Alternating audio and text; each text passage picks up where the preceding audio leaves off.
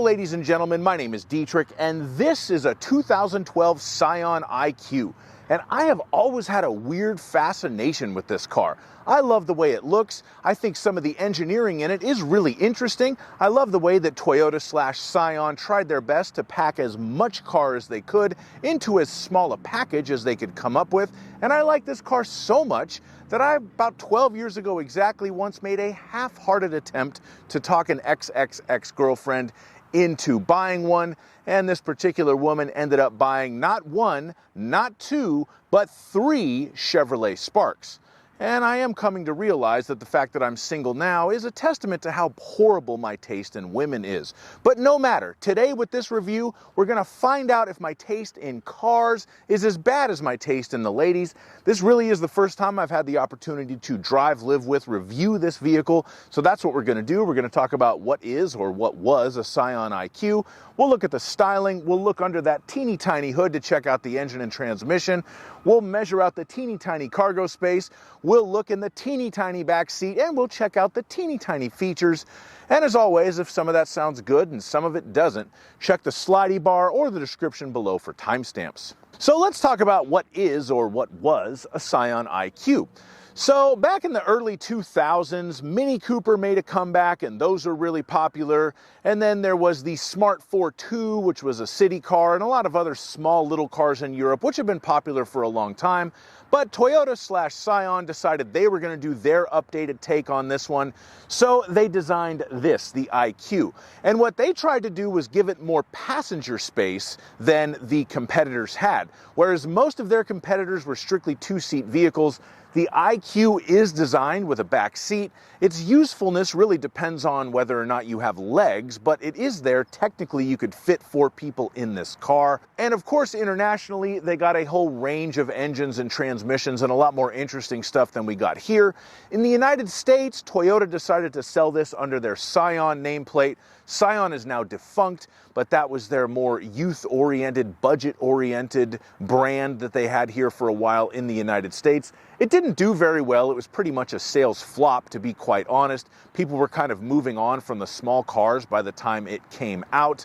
But I've always loved the way it looks. When you look at it from the front head on, it's got this wide stance and it's really trying to be like, oh, I'm a big boy car. Look at me, it's kind of chunky and got these nice big headlights and little kind of serious face looking grill. Oh, I'm a big car, look at me, I'm coming. And then you come around to the side of it and it's pretty much just a headlight, a door, a back wheel, and that's about it.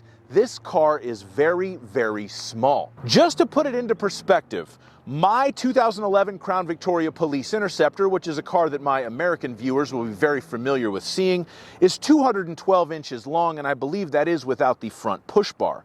A 2025 Subaru Outback is 191.9 inches long. A 2025 Honda Civic sedan is 184.8 inches long, and this Scion IQ is 120 inches long. This thing is barely 10 feet long, so not a ton of space on the inside, although they did their best to maximize it. But what you do get is an amazing turning radius. Doing a U-turn in this car is a revelation. It's very, very funny. I love driving this car because the short wheelbase does make it kind of jittery and it keeps you on your toes. I made a right turn at speed off of a freeway off-ramp on a green light and hit some rough pavement during the turn, and the whole car just kind of skipped over a little bit, and that was just very funny to me. It doesn't freak me out as a driver. I just kind of corrected the steering and got it back into line. But it's unlike most other cars that I drive these days, just how small it is, how you can hear everything that's going on. And I love the way it looks too. Now we'll take a look under the hood, and the first thing I'd like to point out is the hood is so small that you can kind of just put it all the way up and not even use the hood prop. It just kind of stays up like that.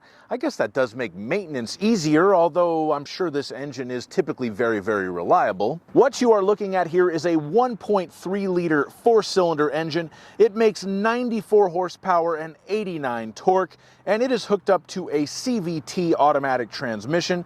This is the only powertrain that you could could get this car with here in the United States where I am. And since Scion IQ was only sold in the United States, it was a Toyota everywhere else, this was the only powertrain they ever put in the Scion IQ. Of course, in other parts of the world, you could get different engine choices. You could get smaller engines. You could even get a diesel. That must have been pretty cool. But for the United States, they just offered it as a 1.3 CVT. That's it. There you go. It was rated 36 miles per gallon in the city and 37 on the highway. Not fantastic numbers looked through modern eyes, although at the time those probably sounded better than they sound now. I did do a fuel economy test on it last night, and it pretty much did what it was supposed to do, although this is the first car I've ever tested that didn't have cruise control. Okay, now we're going to measure out the cargo space just for the heck of it, and there is such a small amount of space behind the back seat in the IQ when the seat is up that you don't even have room to like shove the floor mat in there. So I'm gonna just fold the back seats down and put the floor mat back in and do the measurements like that. The minimum length from the back of the driver's seat to the back of the cargo area, and the driver's seat's like all the way back right now, is 1 foot and 11 inches. Airplane. The absolute maximum length, which is from the rear of the cargo area to the back of that passenger side seat, because that is all the way back right now, is 3 feet and 8 inches. The width of the cargo area at the rear of the cargo area, 3 feet and 1 inch. The height of the interior of the cargo area on the Scion IQ, 2 feet and 7 inches. And if you need to lift something into the back, you'll have to lift it 2 feet and 10 inches off the ground, which is a pretty high lift over, especially for such a small car. We do have a teeny tiny bit of storage here, and the owner of this car actually has their registration papers in here because this car doesn't have a glove box. All right, so now I am sitting in the back seat. I am behind the passenger side seat. Somebody very small might be able to sit there while I'm in the back seat, but certainly I couldn't. Behind my driver's seat, as I have it set, there's literally no room. There's no armrests in the front seat, so you're surely not going to have them in the back seat, but you do have a cup holder on each side, which is a nice touch, I guess. No USB charging ports or anything like that. One of the interesting engineering things that Toyota did with this car is the front seat tracks are actually slightly ahead on the passenger side than they are on the driver's side. So you can put that passenger side seat up a little bit more to give the back seat passenger behind the front seat passenger a little bit more room than if they were behind the driver. So some car magazines at the time said you should think of this as like a 2+1 instead of a genuine 4-seater. But we do have 4 seat belts to use, so technically if you are a short person with short friends or family, you could get 4 people in here, I promise. So now we're going to move inside of the Scion IQ and talk about the features in here, and I'm going to talk about a couple of things that it doesn't have first. First of all, there's no cruise control. This is the first car that I've ever done a fuel economy test on, and I've done a lot of them that didn't have any form of cruise control, so that wasn't quite as fun as it could have been. We also don't have a glove box. What you see right down there on the passenger side is actually an airbag. So that's a knee airbag for the right side of the car. We also have a front airbag right there. Front airbag for the driver pops out of the steering wheel. We also have a knee airbag here. We have side curtain airbags on both sides of the car that will deploy in the instance of a side impact or rollover. We have side airbags that pop out of the seats. And then we also have a curtain airbag that covers the rear window, ostensibly to protect the backseat passengers in the event that the car gets rear-ended. If anything, I think that would just kind of cushion the blow when you take an F-150 to the back of the head. But hey, it's the thought that counts. Scion was such a youth-orientated brand back in the day, and aftermarket stereos were such a big deal back in the day that they just went ahead and put Pioneer head units in all their cars, and that's what this one has. It does have Bluetooth audio streaming on a 2012, which I'm loath to admit my 2012 Mercedes S65 AMG that had an original MSRP of $217,000 didn't come with from the factory. But the speakers in this car are horrendous. Where even are they? There's a couple in the doors, and there's a couple back there, and they do work, but they're so bad that like when you hook up the Bluetooth audio streaming, it sounds like it's just coming from your phone speaker. I mean, it's a little better than that, but not by much. They did have optional accessories. You could get a navigation head unit and you can get nicer speaker system, but this car doesn't have any of that stuff. We do have air conditioning. It's just kind of a regular air conditioning system, but it's there. One of the things that they did to engineer all this in such a small package is, of course, it has a smaller air conditioner and a smaller heating unit than most cars have, but it is a smaller cabin. The air conditioner is not super powerful, and I've been driving this car for a few days, and it hasn't been real hot. So it has kept me cool, but God love you, if you were like in Florida at 100 degrees and 95% humidity in July, it might not really do the trick, but maybe it will. If you have a Scion IQ in Florida, let me know how things are going for you. Something that's interesting is we do have one cup holder in the front and two in the rear. So, I mean, it's a short enough reach. If you had an extra bottle or can or whatever, I guess you could just put it back there.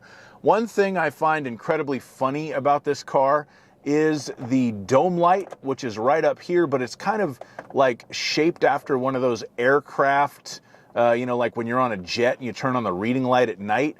The only problem is this is the only light in the car and it's a spotlight. So it's not very good at being a dome light, but it is cute and it is fun. Just kind of a metaphor for this car. It's not very good at being a car, but it is cute and it is fun. It has a relatively comprehensive trip computer for such a small car. You can look at your instant fuel economy. You can look at your average fuel economy, but I have no idea for what length of time that is because it doesn't reset with the trip odometers. You can turn eco driving on or off. I've had that off the whole time I've had the car because it needs every bit of power it can get. Let's see, average speed of 0 miles per hour. I must have reset the trip computer. And then, yeah, no, I guess I didn't. I don't know why it says average speed of 0 miles per hour. It also, the tire pressure monitors failed on it last night. So it does have tire pressure monitoring. I think that was probably mandatory in the US by 2012. And if it blinks 10 times and then comes on and then stays on when you start the car, that means there's an error. If it just comes on and stays on, that means you need to check your tire pressure. And interestingly, on Toyota/Scion products, the tire pressure monitors are kind of a weak point, so they do fail on these cars. And I'm pretty sure this microphone was factory because Bluetooth came standard from the factory, and it's just kind of come unglued over the years. Let's see, and we have remote controls for the stereo system right here. We have bottle of water, just in case you forget it's a Scion. That's pretty much all the features they managed to get in this little car. Hey, everything you need and nothing you don't, although there may be some things you want that it doesn't have. Thank you so much for watching my review on this Scion IQ. I am glad I got to spend some time with this car. In a way, I kind of got it out of my system. Do I like it? Yeah, I like it. I don't love it. There are a lot of compromises, but I've had fun with it. I don't regret doing this. Thank you so much for watching. I did do a point of view test drive video. I'll put a link to that in the description. And please like my video, subscribe to my channel, and have a great day. Bye-bye.